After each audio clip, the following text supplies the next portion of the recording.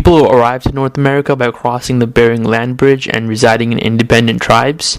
The most significant civilizations were the Mayans in Central, Incas in the South, Aztecs in Mexico, and mound builders in Ohio.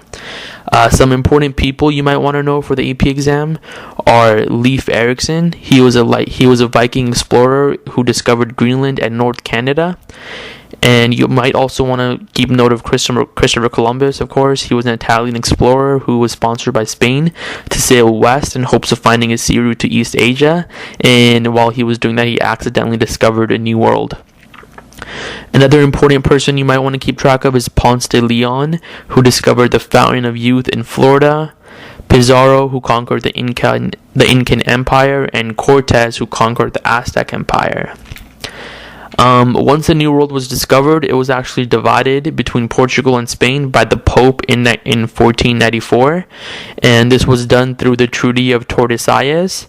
The treaty basically gave Spain control of everything except Brazil, which Portugal received, and since Spain got almost complete control of the entire New World, it decided to implement the encomienda system, which placed Spaniards in charge of hundreds of natives and let them tax them or use them as free labor, and in return they maintained order and taught them Christianity. So that's it for pre-colonial America. Now we're going to move on to colonial America. The first important colony you have to know is Virginia. Jamestown in Virginia was the first successful colony, and prior to Jamestown there was actually something called Roanoke Island, otherwise known as the Lost Colony. It was established, but it really didn't survive, and that's why it's called the Lost Colony, because no one ever knows what happened to it. The Virginia Company was a joint stock company that received a charter to create Virginia in 1606, and Jamestown could have shared the same fate as the Roanoke Colony if it wasn't for John Smith's harsh and strict laws, which provided the discipline the colonists really needed to survive. An example of his strict laws were no work equals no food. In addition, John Rolfe discovered how to plant tobacco, which became the main cash crop and the main component leading to Virginia's success. And the last important thing you might want to remember are the House of Burgesses of 1619, which was invented in Virginia. It was basically a committee formed to resolve local issues, and the House of Burgesses is important because it's the first form of representative government in North America, so that's pretty important.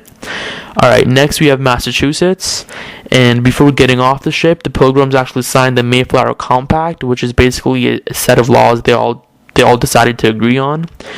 And the Mayflower Compact is important because it detailed the set of rules the Pilgrims had to obey, and thus it set the standard for the Constitution we have today. Also, John Winthrop was elected governor for almost 20 years, and he really helped Massachusetts establish itself. Puritans were very strict religiously, and anybody who went against the Puritan belief was quickly exiled, and there were lots of people who were exiled, one of them being the Quakers, who were banned from Massachusetts, and that's how they invented Pennsylvania. Pennsylvania was founded by the Quakers because they had to get out of Massachusetts. Next we have Anne Hutchinson, who was also exiled from Massachusetts. She espoused antinomianism, which is basically her belief that a holy life couldn't really guarantee salvation, and that those who were truly saved didn't have to obey the laws of man or God. And this was obviously against the Puritan belief, so she was banished from Massachusetts too, and she ended up going to Rhode Island. And similar to Anne Hutchinson was Roger Williams, who was also banished, and he ended up going to Rhode Island as well. He was a clergyman who urged people to make a break with the Church of England and deny the civil government the right to govern religious behavior. So he went ahead and went to Rhode Island as well. Because all these outcasts decided to move to Rhode Island was actually called the sewer of all the colonies, because people who weren't really wanted in other colonies ended up going to Rhode Island. And the most important ones you might want to remember are Roger Williams and Anne Hutchinson. Maryland is also an important colony because Lord Baltimore wanted to make Maryland a haven for Catholics. And the Act of Toleration guaranteed religious toleration to all Christians, and while it provided the Christians religious freedom, it also called for death on anyone who didn't believe in the divinity of Jesus Christ. So, I mean, it was really only a haven for Catholics, and the Act of Toleration wasn't really tolerant to any other religious beliefs. Also, you might want to remember the Carolinas. North and South Carolina were both established by squatters. Squatters are basically people who don't really own the land. They just decide to kind of go there and settle down without really technically owning the land. Rice was the cash crop for the Carolinas, just like tobacco was for Virginia.